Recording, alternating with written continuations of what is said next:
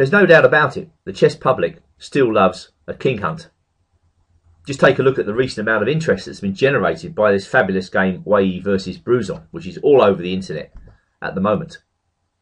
Hello everyone, this is Andrew Martin reporting. It's my July 2015 BCM Game of the Month.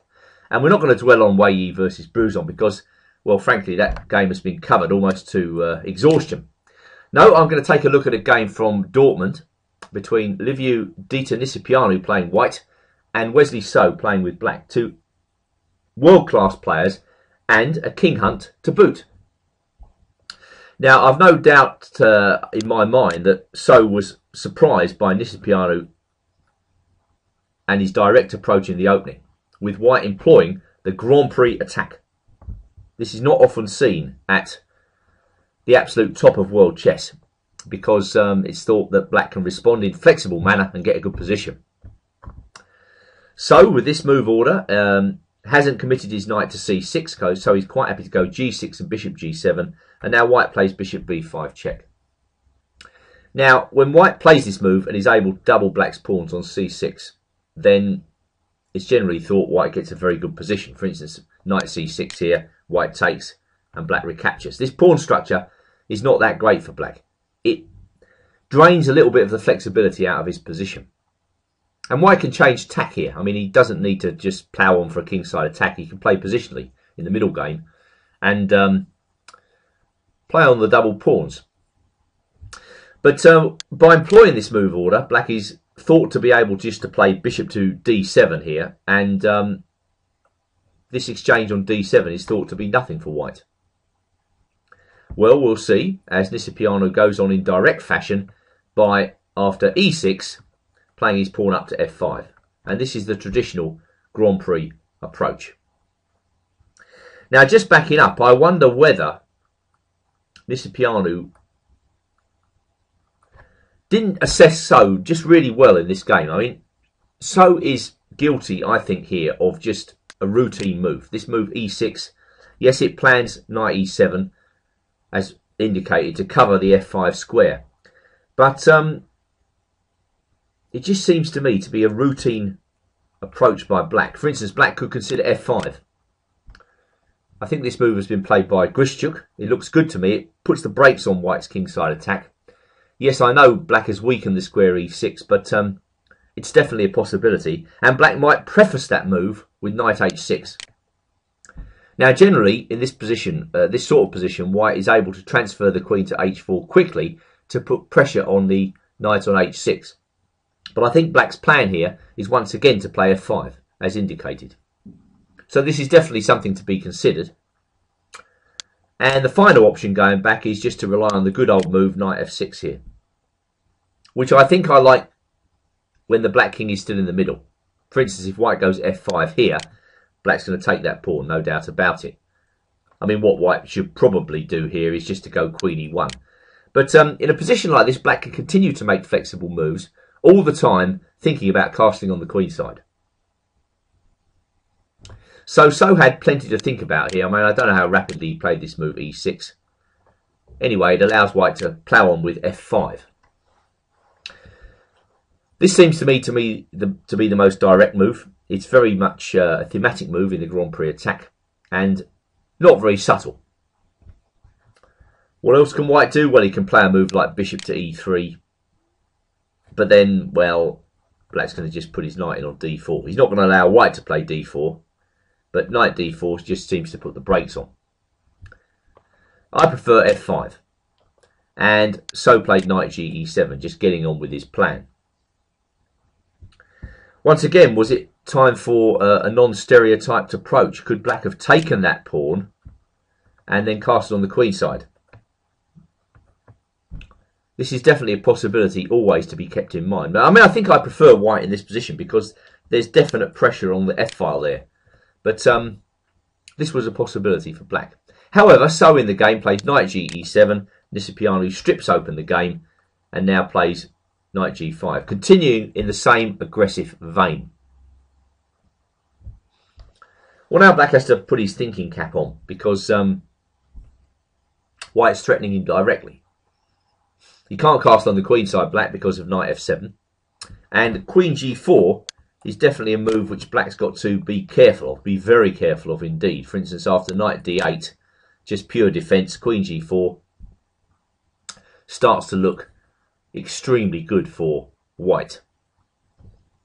Just dropping back, you might think that black can give that knight a nudge, but the knight comes in and causes a bit of chaos, because when rook comes to f8, white's going to take that pawn on h6. And I don't think black has any compensation for the pawn whatsoever. More than that, he's getting into serious trouble with the move knight b5. And we see knight b5 coming very quickly in this game. Possibly another move which So did not expect. Anyway, going back to the game itself, black played knight to e5, and now this fabulous move, which I really like, knight to b5. Leaving the knight hanging in the air, and I wonder whether So underestimated this idea. I mean, it really is unexpected, I think. Now, the first point is that when black takes, and he did this in the game, white's going to go knight takes e6, causing chaos in the black camp, because white's threatening the bishop, and he's also threatening knight c7 check with a family fork. So this leads us to the observation about black's capture of the knight. Could he play anything else?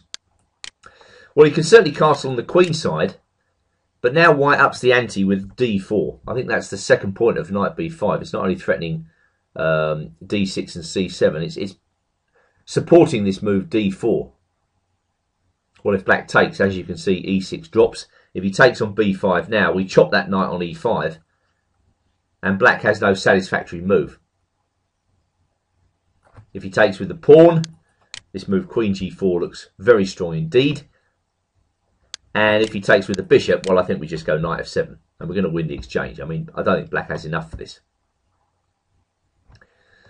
So I think that's why So, out of lack of alternatives really, takes that knight off. The knight comes in, and now black has to give material back with knight d7, and of course white chops off the bishop.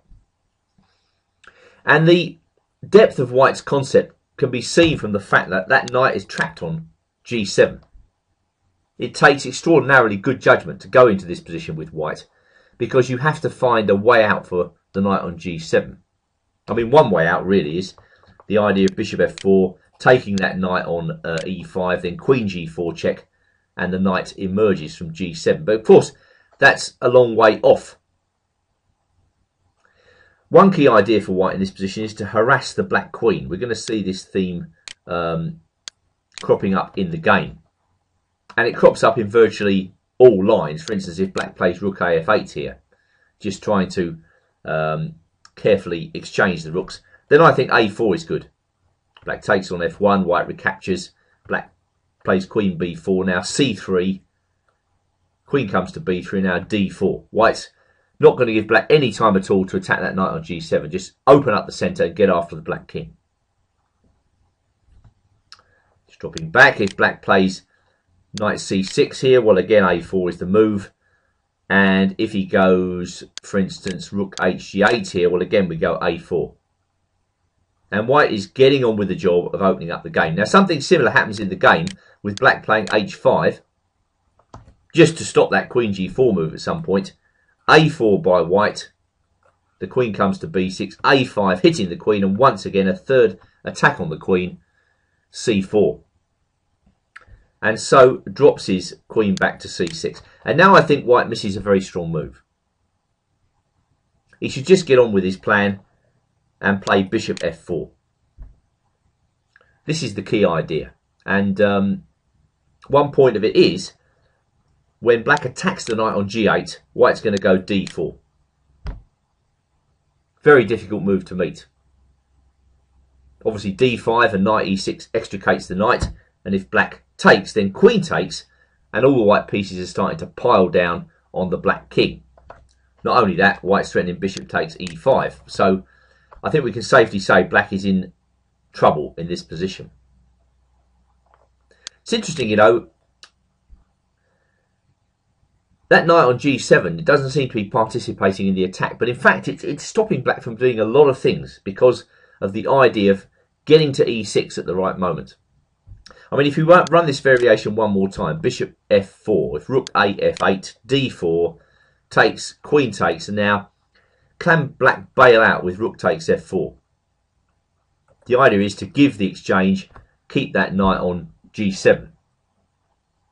Well, it turns out that even here, black is in trouble. Now, queen takes a7 just seems to be very good for white.